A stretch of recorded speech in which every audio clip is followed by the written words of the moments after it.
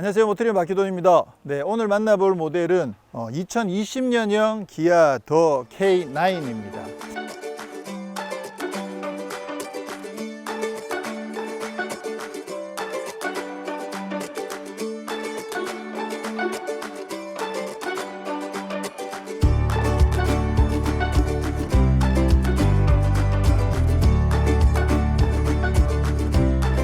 사실 2020년형이라고 하더라도 크게 바뀐 부분은 없습니다. 처음에 보시면서 뭔가 좀 바뀌었는데 라고 벌써 판단하시는 분들은 눈썰미가 굉장히 좋으신 분들이고요. 사실 그 부분을 제외하면 크게 많이 바뀐 부분은 없습니다. 근데 사실 페이스리프트가 아니고 연식 변경이다 보니까 부분적으로 사양이 조금 조정이 됐습니다. 그래서 첫 번째는 내비게이션 무선 업데이트가 전 트림에 기본으로 적용이 되고, 스마트폰 무선 충전 시스템도 전 트림에 기본으로 적용이 되고, 그리고 터널에 들어갈 때 자동으로 이렇게 창문 닫아주는 거 있죠. 그런 몇 가지 사양들이 예전에는 상위 트림에서부터 적용이 됐는데, 이번에는 이제 아주 기본형부터 전 트림에 기본으로 적용이 된다는 것. 여기 소프트 클로징 이 부분도 조금 확대 적용이 됐고요. 그리고 앰비언트 라이트도 조금 개선이 됐다고 합니다. 그러다 보니까 이렇게 사양만 조금 조정된 상태인데, 굳이 이 K9을 또 새롭게 시승을 해야 되나 라는 생각이 들기도 하긴 하는데, 저는 오늘 이 시승 안 했으면 어쨌을까 라는 생각이 들 정도로 상당히 매력적인 부분이 있습니다. 오늘 시승하는 모델은 K9 중에서 3.3 터보 엔진을 장착한 마스터즈 트림입니다. 사실 그동안 제가 몇 번 시승을 했었는데, 그때마다 매번 그 3.8 자연흡기 엔진을 장착한 플래티넘 트림이었거든요. 근데 3.3 터보는 저도 오늘 처음 시승을 해봤어요. 그래서 G90 3.3 터보도 시승해봤고, G80 3.3 터보가 장착된 G80 스포츠 모델도 시승을 해봤는데, K9에서는 또 어떤 느낌인지 사실 상당히 만족스러운 부분들이 있거든요. 그래서 그 부분을 시승을 통해서 한번 살펴보기로 하고요.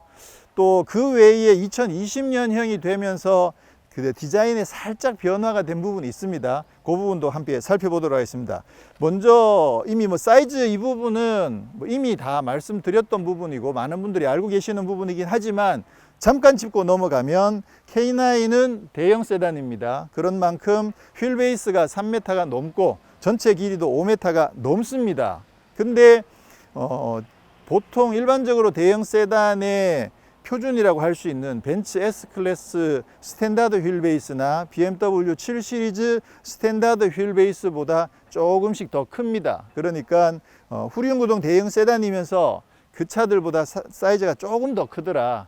근데 이제 제네시스 G90 같은 경우는 그 차들보다 사이즈가 좀 많이 크죠. 그래서 거의 롱휠 베이스 모델에 육박할 정도의 사이즈를 갖고 있지만, K9은 그 정도까지는 아니고, 그렇지만 7 시리즈 스탠다드 휠 베이스보다는 크더라. 그렇게 되면 사실은 저는 개인적으로 이 사이즈가 굉장히 마음에 들거든요. 뭐냐면 7 시리즈 기준으로 봤을 때 740i가 있고 740li가 있잖아요. 근데 국내에는 물론 이제 740li만 들어오긴 합니다만, 전통적으로 봤을 때 7 시리즈의 스탠다드 휠 베이스에 8기통 4.0, 8기통 4.4 이런 엔진 들어간 모델들이 그 대형 세단이면서도 굉장히 역동성이 강조된 그런 모델로 정평이 나 있거든요. 사실 영화에서도 보면 740i 이런 모델들이 조금 영화에서 그 카 액션용으로 자주 등장했던 그런 예들이 있거든요. 그래서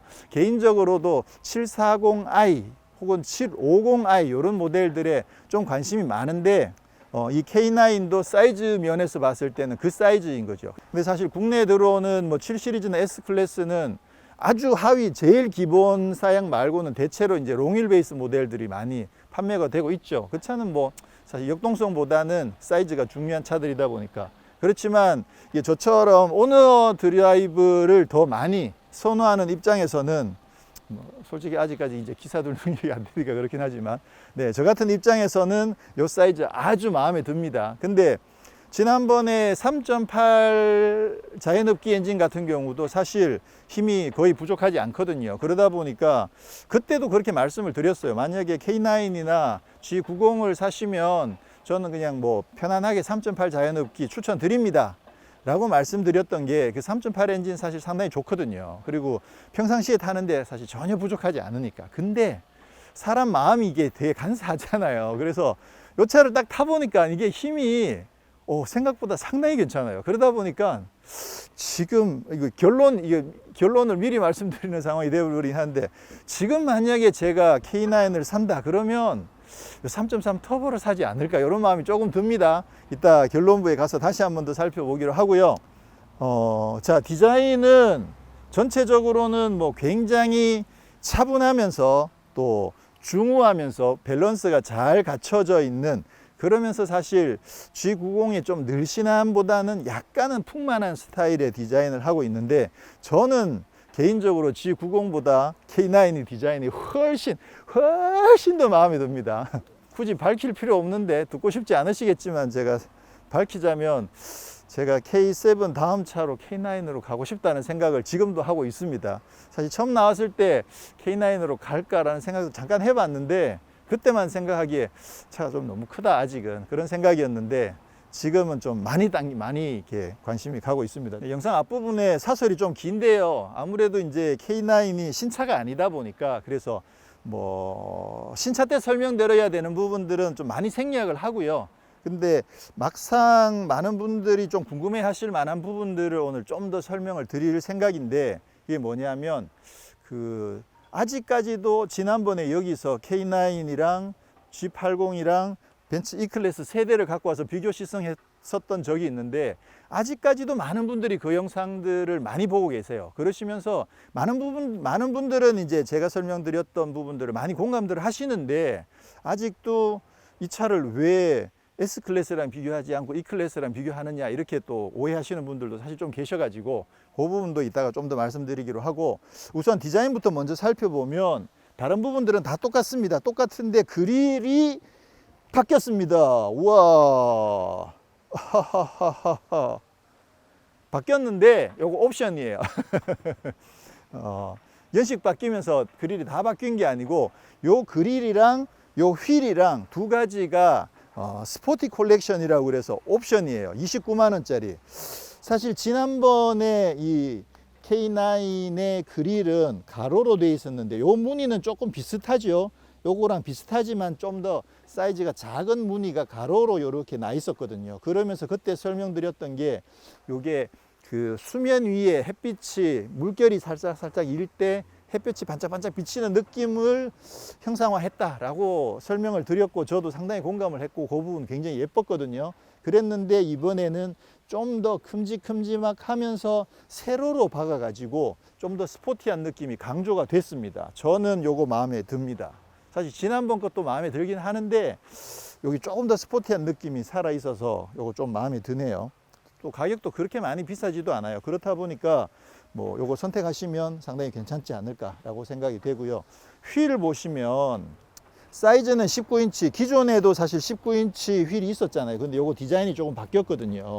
요 디자인 차 좋아하시는 분들은 딱 보면 뭐가 떠오르시나요? 저는 E39 M5 하하하하하 BMW E39 M5랑 사실 좀 상당히 많이 닮았거든요. 제가 느낌에는 여기 이렇게 된 느낌들도 그렇고, 여기 뾰족뾰족한 느낌들도 그렇고, 그래서 사실 요 M5도 이번에 좀 생각을 조금 하게 되더라고요. 아까 740i, 750i를 말씀을 드렸는데, M5 같은 경우에 이제 제가 시승하면서 자주 뭔가 기준점을 나름대로 여러 분야에서 기준점을 정해놓고 그걸 기준으로 해서 이게 평가를 하게 되거든요. 예를 들어서 골프 GTI의 제로백 7초, 6.9초 뭐 이런 거, 그리고 뭐 그 산타페 DM의 휠베이스 2700, 길이 4700, 뭐 대형 세단은 휠베이스 3m, 길이 5m, 뭐 이런 식으로 나름 기준을 정하는 부분들이 있는데, 제가 갖고 있는 인상적인 기준 중에 하나가 그 E39 시절의 M5랑 540이에요. M5는 8기통 5.0의 최고 출력 400마력, 굉장히 그 당시에는 굉장히 나름 인상적이었던 모델이었는데, 8기통 4.4 엔진을 얹은 BMW 540i가 그때 굉장히 인상적이었거든요. 거의 자동 변속기 달린 M5다라고 할 정도로 주행 감각이 굉장히 독특하고 인상적이었는데, 이제 굳이 따지자면 제네시스 G80 스포츠가 이제 약간 M5하고 540i 그 중간쯤에 들어가는 퍼포먼스를 가진다고 볼 수 있겠죠. 근데 이게 차가 훨씬 크지만 K9의 이 3.3 터보도 나름 약간 그 느낌이 좀 날 정도로 달리기 성능이 상당히 괜찮았거든요. 근데 마침 휠까지 이렇게 딱 스포티한 느낌이 장착이 돼 있어 가지고 전 이 조합 상당히 마음에 들긴 합니다. 근데 조금 아쉬운 부분은 뭐냐 하면 G80 스포츠 같은 경우에는 그릴도 바뀌고 휠도 바뀌고 하지만 또 추가적으로 이 헤드램프 안쪽에도 약간 코퍼 스타일의 그런 부분 칼라 파츠들도 들어가고 휠 안에도 뭐 코프 같은 느낌도 들어있고 하면서 나름 칼라로 액센트를 주는 부분들도 또 있거든요. 근데 이제 이 차 같은 경우에는 아예 이름 자체가 스포츠로 바뀐 게 아니다 보니까 휠하고 그릴만 준비를 했지만 제 생각에는 이 K9 정도면 충분히 약간 스포츠라고 이름을 붙일 만한 그런 부분들이 조금 더 보강이 돼서 좀 더 스포티하게, 그러니까 그릴도 그죠? 그릴도 조금은 더 과격한 느낌, 그렇게 해서 스포츠로 나와도 되지 않을까. 제 생각은 그렇습니다. 제가 이번에 시승차를 신청을 하면서 3.3 터보로 주세요. 그러면서 제가 무식하게 뭐라고 했느냐 하면 3.3 터보의 후륜구동 모델을 시승하고 싶습니다. 이렇게 이야기를 했어요. 근데 지금 그 사륜구동 모델 차가 왔잖아요. 그래서 아니 후륜구동 달랬는데 왜 사륜구동 준 거야? 왜냐하면 이 3.3 후륜을 저도 아직 한 번도 못 타봤기도 하고 리뷰도 아무도 안 했더라고요. 그러다 보니까 그 특성이 사실 좀 궁금해서 후륜을 달라고 했는데 이게 후륜 구동이 3.3 터보인 경우에는 제일 기본 마스터 1에는 후륜이고 마스터 2 트림부터는 이 사륜이 자동으로 들어가 버리는 거예요. 이 사륜이 전체가 다 옵션이 아니고 트림, 기본형 트림에는 후륜인데 그 다음부터는 사륜이 기본이다 보니까 지금 이게 시승차니까 당연히 풀옵션으로 뽑았거든요. 그래서 저절로 사륜 구동이 들어와 버렸는데 요 부분도 그죠? 요 부분도 만약에 G90 약간 스포츠한 모델을 만드시면 3.3 터보의 외장 파츠 살짝 바꾸고 사륜 구동 빼고 후륜 구동으로 그렇게 해서 스포츠가 나오면 후륜 구동으로 풀옵션을 선택할 수 있으면 그러면 괜찮지 않을까. 저 혼자 별 생각을 다 해보는 거죠. 근데 나름 좀 매력 있는 모델인 건 맞습니다. 지금 디자인은 지금 봐도 여전히 저는 상당히 마음에 들고요. 사실 앞부분에 비해서 뒷부분은 조금 심심하긴 해요. 여기 이제 요 리어 램프 여기 약간 블랙 느낌 나는 거 요것도 스포티에 포함된 거라고 했는데 사실 차이를 석 잘 모르긴 하겠네요. 근데 여기 크롬 요 부분 사실 좀 너무 과한 느낌이 좀 들어요. 차라리 이거 크롬 없애면 훨씬 더 스포티한 느낌이 들 것 같은데. 마스터즈 뒤에 이 3.3, 3.8 이런 거 안 붙이고 여기에 플래티넘 적혀 있으면 3.8 자연흡기, 마스터즈 적혀 있으면 3.3 터보, 그리고 5.0에는 퀀텀 이렇게 적혀 있습니다. 엔진룸 한번 볼까요? 어떻게 생겼나? 조하의 연기자는 엔진룸 보면서도 막 엄청 잘 살펴보던데 저는 엔진룸 봐도 잘 몰라요. 터보 이렇게 적혀 있네요. 예쁘네요. 끝. 아 진짜 무식하다. 와 공부 좀 해라 공부 좀. 3.8보다는 확실히 부피가 조금 작은 느낌이 들긴 하네요. 불과 500cc 정도밖에 차이 안 나는데도 느낌적으로 그런 느낌이 좀 듭니다. 자, 이게 아무래도 G90보다는 사이즈가 조금 작은 상황이어서 과연 쇼퍼 드리븐으로는 어느 정도인지 지난번에 기억이 별로 없어요. 그래서 한번 뒷좌석에 앉아 하나 보겠습니다. 짠. 어휴, 이게 지금 아까 제가 운전하면서 온 그대로 지금 시트인 거고요. 아무래도 어제 앉아봤던 그랜저보다는 조금 더 길긴 하네요. 이게 소나타만 하더라도 한 요만큼 차이가 나거든요. 요만큼 차이가 나고 이번 신형 그랜저는 또 조금 더 늘어나가지고 이만큼 좀 차이가 나는데 그거보다 확실히 조금 더 긴 느낌이 있네요. 그리고 시트 자체가 워낙 두껍네요. 시트 이게 공간이 여유가 있다고 시트를 엄청 두껍게 만들어 놓은 것 같은데 그러다 보니까 이게 전동 시트가 전동이 그렇군요. 2열에는 뭐 전동 시트도 마련되어 있고 지금 뭐 모니터 이런 부분들까지 다 적용이 되어 있다 보니까 충분히 쇼퍼 드리븐으로도 뭐 충분히 사용할 수 있을 만큼 좋긴 합니다. 여기도 원터치로 시트를 눕히는 부분들도 있거든요. 그러다 보니까 이 K9은 확실히 이 알루미늄이라든가 이런 거 진짜 잘 만들어 놨어요. 근데 아마 제가 K9을 사면 뒷좌석을 이렇게 꾸미진 않겠죠. 뒷좌석에 주로 이제 저희 뭐 애들만 타면 되니까. 이게 아무리 3.3 터보라고 하더라도 이게 차가 워낙 큰 만큼 그게 이 큰 차에서 느낌이 확 올까라는 생각을 사실 좀 했었거든요, 처음에. 근데 이게 여기가 이동하는 동안에 힘이 생각보다 상당히 좋아요. 그래서 이거 산길을 달려봐야 되겠다, 이제 이런 생각이 된 거죠. 더군다나 지금 사륜 구동이 적용되어 있는 만큼 아마 좀 더 재밌게 달려볼 수 있지 않을까 생각을 하는데요. 야, 차 기울어지는 거 보세요. 이게 아무래도 지금 컴포트 모드에서는 힘은 뭐 상당히 좋긴 한데 아무래도 서스펜션 자체가 워낙 부드럽거든요. 그래서 승차감이 굉장히 좋은 편이다 보니까 코너에서 롤 자체가 뭐 휘청 기울어지네요. 자, 그러면 이번에 이제 스포츠 모드를 두고 우선 한번 달려보겠습니다. 확실히 승차감 자체가 이렇게 더 날카로워지거든요. 서스펜션 자체도 지금 이렇게 여전히 아무래도 조금 기우는 느낌이 있는데 아까보다는 확실히 기울어지는 각도가 좀 차이가 나네요. 자, 그러면 기어를 내려서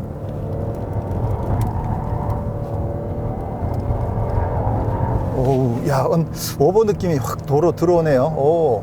근데 지금 사륜 구동도 적용돼 있고 또 전자장비도 개입을 하다 보니까 이게 뭐 아주 위험한 상태로까지 빠뜨리지는 않는데 그래도 살짝 밀어보면 약간 오버 느낌이 좀 더 납니다. 특히나 처음에 밀 때는 그렇게까지 반응이 없었는데 조금 더 밀어내니까 약간 오버 느낌으로 살짝 뒤가 돌긴 하는데 뭐 확 넘어가는 정도는 아니고 또 바로 구동력 배분을 해버리고 또 전자장비가 잡아버리고 하니까 큰 무리 없이 라인을 만들어 줍니다. 그래도 생각보다 힘 자체가 좋으니까 저 정도 코너에서 이 큰 덩치에, 그죠? 근데도 차가 살짝 슬립이 날 정도로 밀어붙여 주네요. 힘이 상당히 좋습니다. 그리고 이 서스펜션도 확실히 컴포트보다는 스포츠에서 확실하게 더 롤을 잡아주긴 하는데 그래도 뭐 아무래도 K9 자체가 워낙 승차감이 좋은 편이다 보니까 롤이 뭐 없는 수준이라고 이야기하긴 힘들죠. 그리고 지금 이게 완전히 수동 모드가 따로 없거든요. 그냥 시프트 패드를 쓰면 바로 이제 수동 모드로 바뀌긴 하지만 고정이 아니에요. 그래서 조금 타다 보면 다시 이제 뒤로 돌아가는데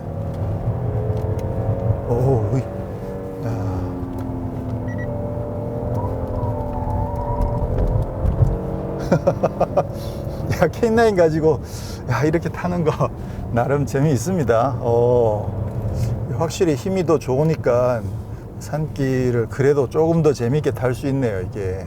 네, 물론 이 차 가지고 이제 뭐 이렇게 타실 분은 없을 거라고 생각은 합니다. 근데 굳이 제가 보여드리는 이유는 이 차도 충분히 재미있고 또 안정감도 상당히 괜찮다. 힘 자체가 아무래도 이제 3.8보다는 훨씬 더 힘이 세기 때문에 그런 점에서 나름 매력이 있다라는 것을 말씀드리고 싶은 거고요.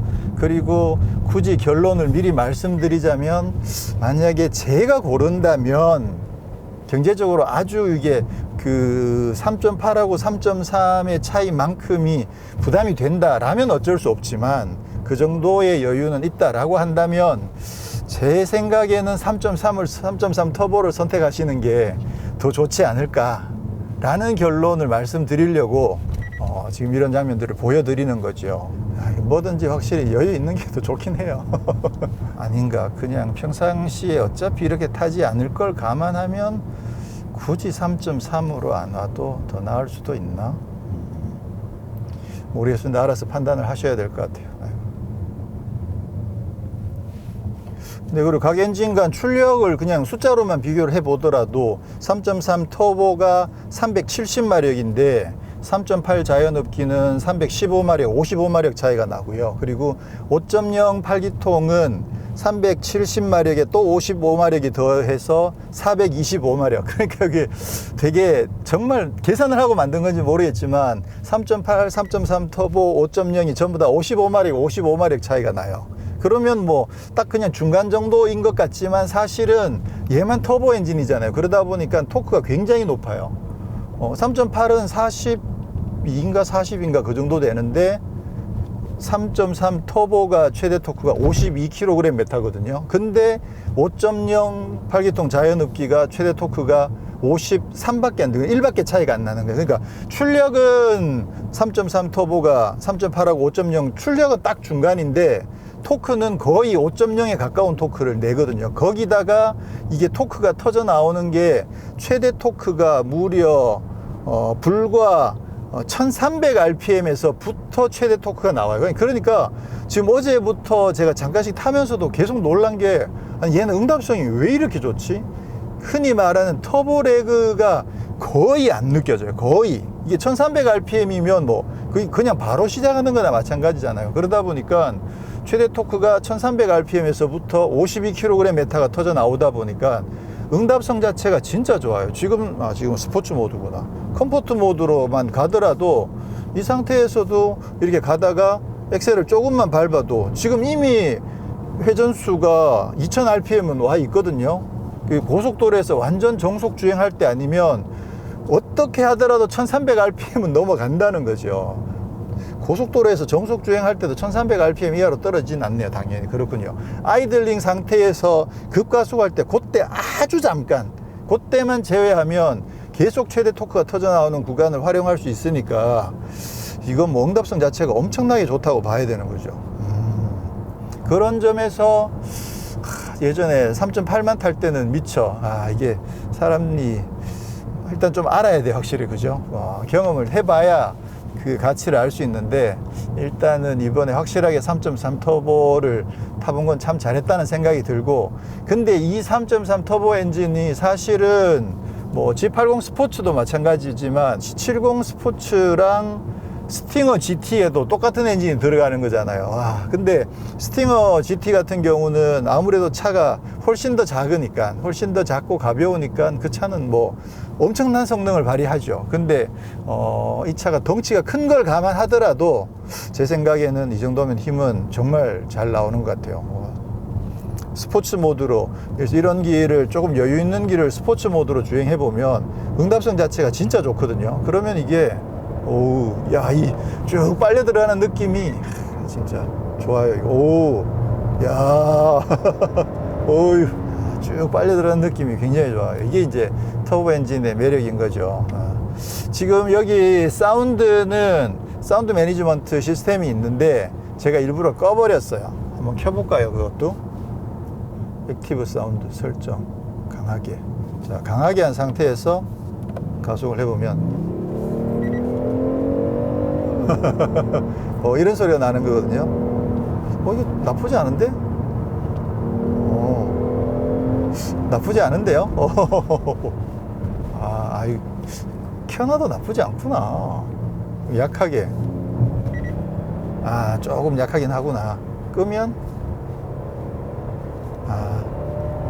저는 끄는 것도 나쁘지 않아요. 왜냐하면 지금 어차피 고회전으로 올라갔을 경우에는 엔진 사운드가 꽤 들어오거든요.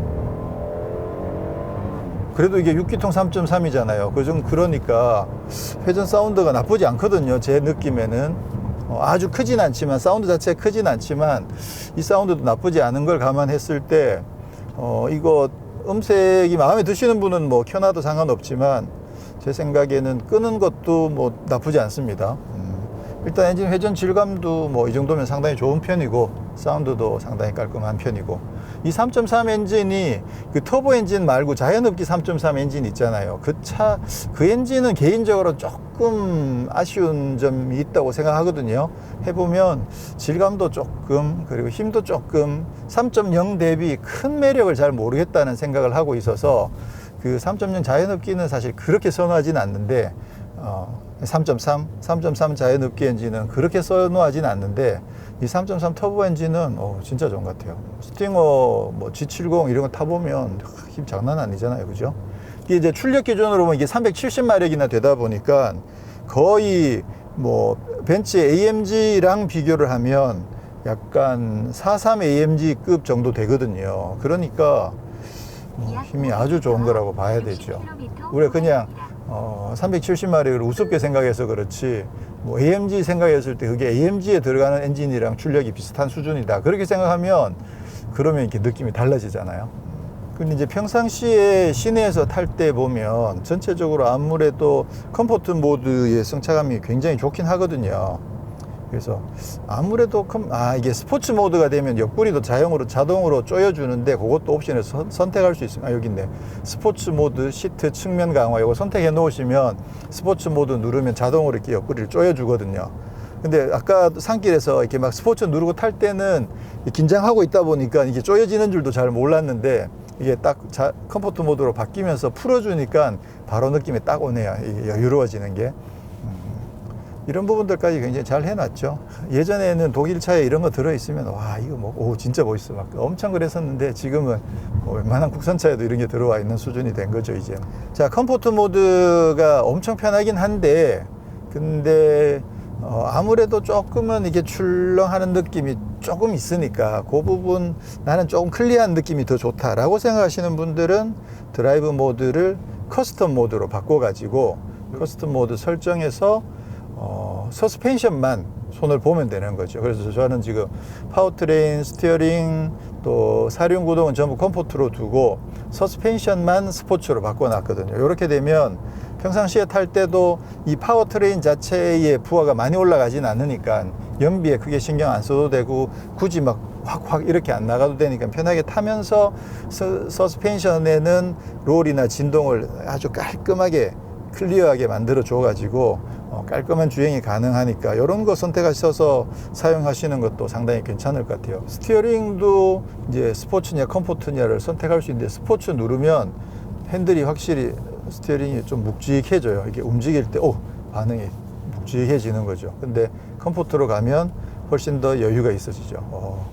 근데 이번 일반적인 주행에서는 굳이 스포츠로 안 가도 될 것 같고, 저의 선택은 커스텀 모드에서 서스펜션만 스포츠로 바꾸는 것, 요거 나쁘지 않습니다. 스포츠 모드가 되더라도 이렇게 전체적으로 아주 막 딱딱해가지고 밑에서 잔지가 툭툭툭 올라오는 느낌은 아니거든요. 그러니까 좀 선명하면서 부드러움도 어느 정도 가지고 있는, 요것도 나쁘지 않은 것 같아요. 가끔 기분 전환용으로 이런 거 선택하셔도 되고, 좀 제대로 즐기려면 아예 그냥 드라이브 모드를 스포츠로 바꾸시고 평상시에는 컴포트로 타시고, 특히나 이렇게 고속도로에서 주행할 일이 많으신 경우에는, 고속도로는 아무래도 이제 노면 자체도 훨씬 더 매끄럽게 잘 다듬어져 있다 보니까 고속도로에서는 여기 커스텀 모드에 서스펜션을 스포츠로 바꾸는 거, 요거 나름 의미가 있고 괜찮죠.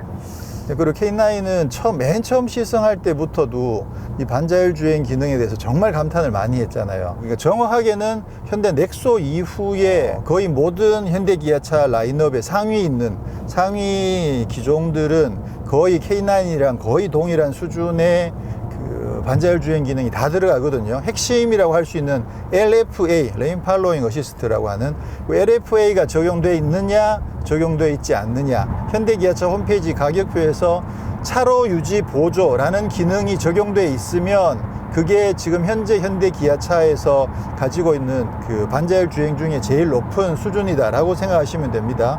그래서 지금도 이제 반자율 주행을 켜보면 지금 여기는 고속도로거든요. 그래서 고속도로인 경우엔 특히나 이 반자율 주행 상태에서 운전대를 잡고 있지 않은 상태로 유지하는 이 시간 자체가 진짜 길어요. 이후에 나온 차들도 되게 많이 시승을 했잖아요. 그러니까 G90도 시승을 했고, 또는 이번 새롭게 바뀐 K7도, 또는 신형 소나타도, 그런 모든 모델들이 전부 다 LFA가 적용돼 있거든요. 적용돼 있는데도 막상 타보면 이 운전대를 안 잡고 주행하는 이 거리 자체가 유독 K9이 더 긴 것 같다는 생각이 좀 들어요. 차에 분명히 기술적으로는 차이가 없을 텐데 좀 그런 생각이 드는 건 왜일까요? 어쨌거나 지금 차로 유지해주는 실력이 상당히 좋아가지고요, 확실히 여유가 있습니다. 이게 손 놓고 주행하는 걸 권장하는 것은 아니고, 그냥 정말 위급한 상황에서도 차가 알아서 자기 갈 길을 잘 가주기 때문에 사람들은 조금은 더 안심할 수 있다라는 관점으로 접근을 해주시면 되겠죠. 진짜 언제 한번 경부고속도로 서울에서 출발해서 어디까지 내려가나 한번 테스트를 해봐야 되나?